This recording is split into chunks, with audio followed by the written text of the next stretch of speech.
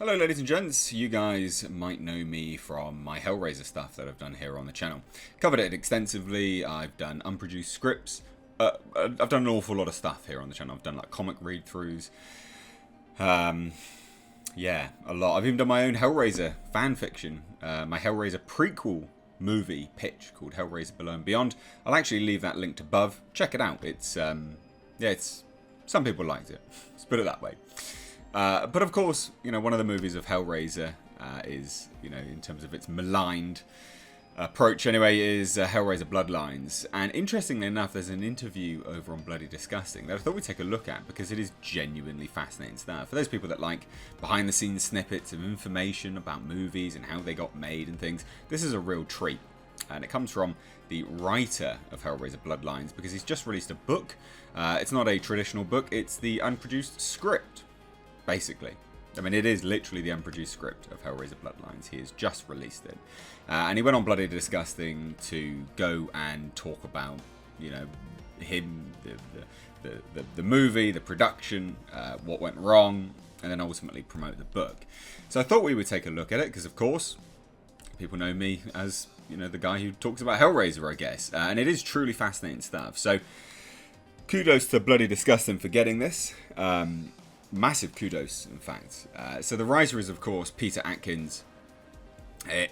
The nightmares that this movie went through is just outrageous. Like, he documents a moment where Bob Weinstein's shouting in the director's face, saying this means fucking war and stuff like that. It is just outrageous, and you can believe it as well. Like, you know, when you hear about the Weinsteins and stuff, you can believe it. Now, of course, this is an interesting movie because, well, the end result was horrendous. You know, some people like it, but generally speaking, most people say that it was the beginning of the end for Hellraiser. But also, you know, friend of the channel, Gary Tunnicliffe worked on this film as well. I believe he did, anyway, if I remember rightly. I've interviewed him here on the channel. But let's take a look at it, because it's genuinely fascinating. So Bloody Disgusting asked all these years on, how do you feel about the film, and how did it originally come about? Which is always an interesting approach, you know, in terms of the opening question. You know, what do you think about your creation, and how on earth did it come around? So Peter Atkins, you know, results in his, you know, he reveals his history, obviously, and it's good for you guys to know. He says, I'm very grateful that some people kind of like the movie, and there are certainly things to like in it. The Angelique design is fantastic, as a Cenobite design, which it is. She is horrifyingly sexy. I think it's probably the best term to describe Angelique. It's one of Doug's great performances, I think. The movie is definitely messed up, and there's stuff missing that I certainly feel the lack of. Eventually, nearly everything gets rehabilitated. Time has been very kind to Hellbound. You regularly get these sort of weird fan nerd polls where it's like, which one, Hellraiser or Hellbound? And Hellbound actually sometimes wins as the favourite Hellraiser movie. When it came out, we were kind of lambasted. Tony Randall, the director, and me, and the writer. Which is, yeah, I mean, lots of people really like Hellbound as, you know, the better Hellraiser, actually, believe it or not.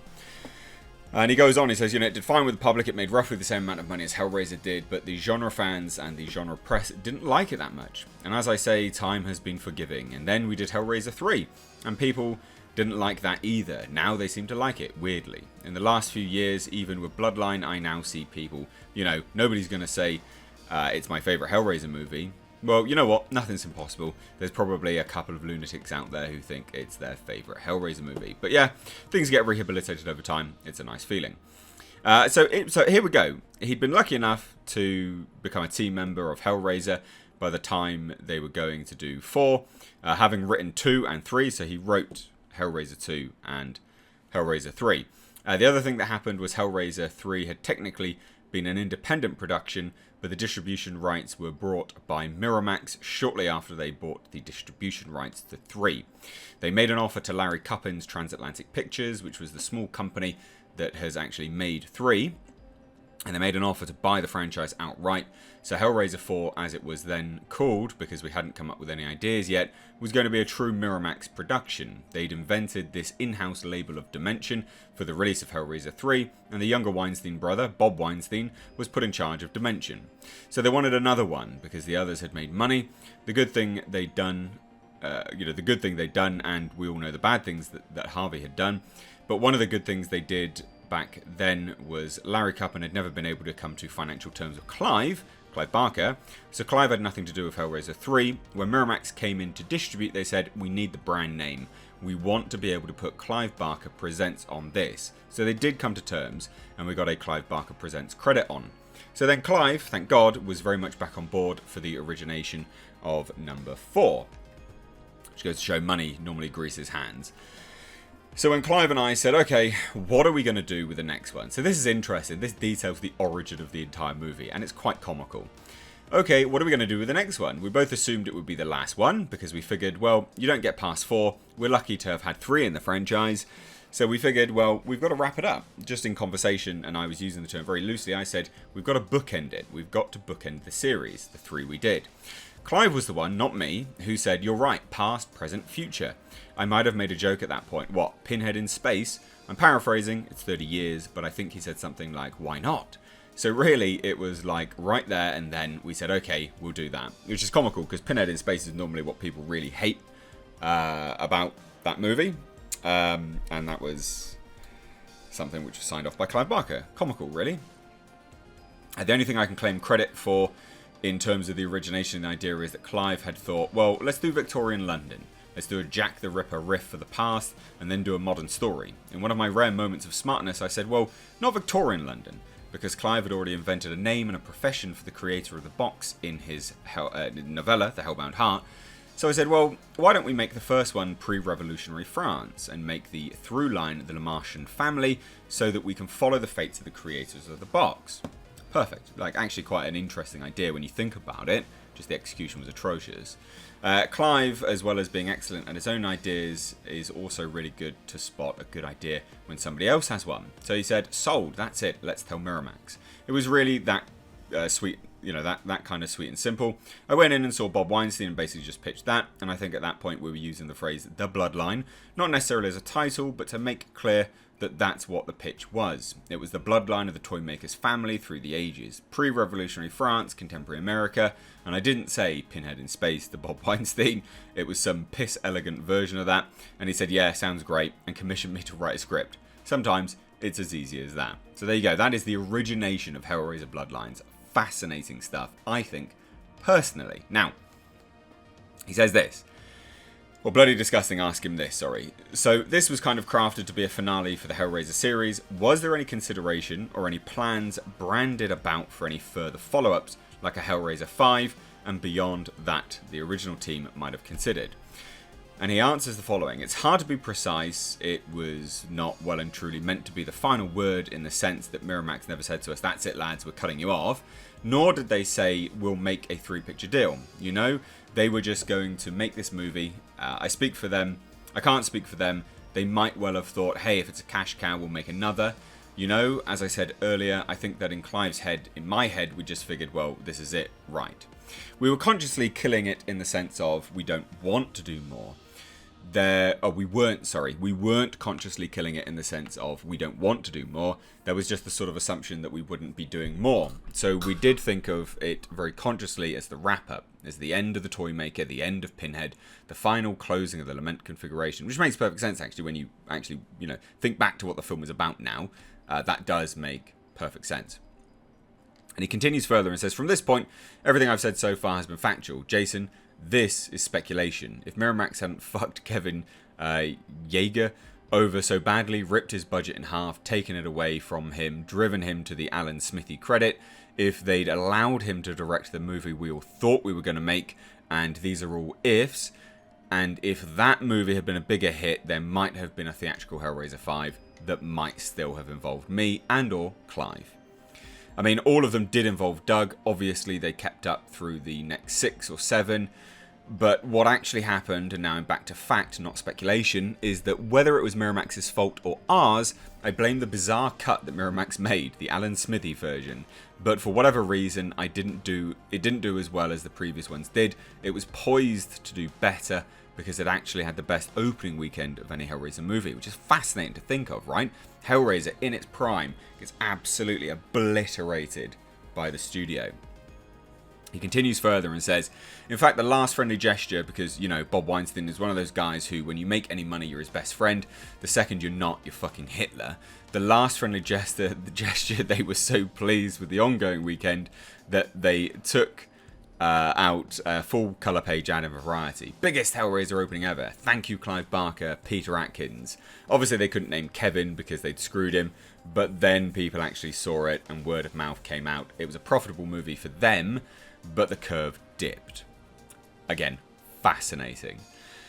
Like Hellraiser did great, then Hellbound did great. Hellraiser 3, I think, didn't make as much money as Hellraiser 2, but it had cost less to make. Bloodline, I don't know the figures, but it didn't do very well, and they were pissed off with everybody. They blamed everybody except themselves. I remember Bob literally 3 inches from Kevin Yeager's face screaming, "This means war, motherfucker." Wow.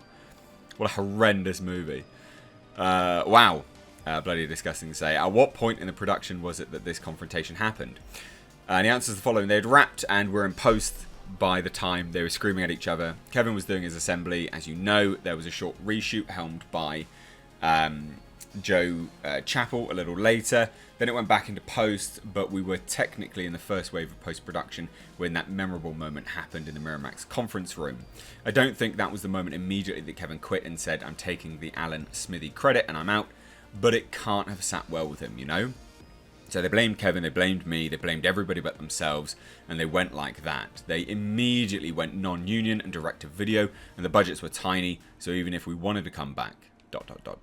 they wouldn't, basically. When did it become apparent to you that the film that you wrote might not closely resemble what the final production was to become? Well, sad to say, Jason, but pretty much from day one. It was weird. They distributed Hellraiser 3, but this was the first low-budget horror movie that they themselves were making, and they didn't really know how to do that. They hired a producer who had really no experience outside of bigger budget movies. So my first sign that we were in trouble, I got a late-night phone call from the producer, who personally was a perfectly nice woman, but she called and said, "I've just had this thing budgeted." Now, what do you mean you've just had it budgeted? We're 3 weeks from fucking production. But she had just had it budgeted, and she said the special effects alone are going to cost 5 times the budget of the entire movie. And she was mad at me. And I said, as a joke, "What do you mean? Who did you get the quote from? ILM?" And she said, "Yes." You don't use ILM for low-budget horror movies. You've got Kevin Yeager directing our movie. He's a prosthetic makeup genius. And she had no idea. So that was my first sign that we might be in trouble here, because this lady, God bless her, didn't seem to have a handle on how these things work. I mean, jeez. That is just atrocious. At this stage, I was getting phone calls from Kevin saying, "I'm sorry about this, man. I'm sorry about this." That would precede a phone call from the producer or a Miramax executive saying, "We've got to cut another 5 pages. We've got to lose this scene." And all the scenes we were losing, obviously I speak from biased perspective, but the scenes we were losing were what made the movie good, or potentially good. So, you know, I tried to be a team player for a while, and I think we were a week into production, and I was literally getting daily phone calls from the producer saying, "We've got to lose this, we've got to lose this, we've got to lose this." So I quit. I didn't want to leave Kevin in the lurch, but he understood this is how long ago all of this was. All of these exchanges happened by fax. I guess my email was around, but I resigned by fax because I was getting notes by fax. And I remember sending a fax back that said, "Look, this thing's fucked. I can't stop the movie going up in flames, but I can certainly refuse to strike the first match. Goodbye." Unreal. What a way to resign. And he says further, "I was a little worried that Clive would be pissed off with me because technically he was still a producer, and that Kevin would feel betrayed. But in fact, Clive and Clive's CEO at Seraphim, Anna Miller, both called within 5 minutes and said, 'That's the greatest resignation that I've ever seen.'" Unbelievable. The thing is, I'm laughing about it now. I was off the hook, my job was done, but I felt terrible for Kevin. I don't know how or why they couldn't work their shit out ahead of time, but he had less money than he thought he had to make this movie on a daily basis. And you know, there are work assemblies going around, people dreaming of a director's cut surfacing, but it simply will not, because the best it could be would be an assembly cut of the footage that Kevin shot, which is 90% of the finished movie, but it's nowhere near 90% of the script. And what would be missing would be all the shit we love. You know, all the fun effects stuff, several major horror sequences. None of the stuff was shot, so that's partly why I agreed to release the book on the 25th anniversary of the movie, because sadly for horror movie fans, there can never be a director's cut of Bloodline the way we usually think of director's cut. You know, the cut they wouldn't let you see. That's not the case in this instance. Unfortunately, it's just not there. Again, fascinating stuff. Now he goes on to obviously, you know, talk about his, you know, his book about returning to Hellraiser, whether, you know, he would or anything like that. It doesn't know anything about the series or, you know, the movie that's being rebooted, anything like that. He's got no idea.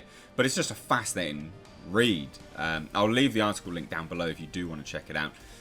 I'd love to hear all of your thoughts on this. What an absolute shit show. So let me know what you think down below. If you're new here, do hit subscribe for interesting news in the world of movies, horror movies, reviews, etc. I cover it all here on the channel. So thank you so much for watching there, guys. Take care.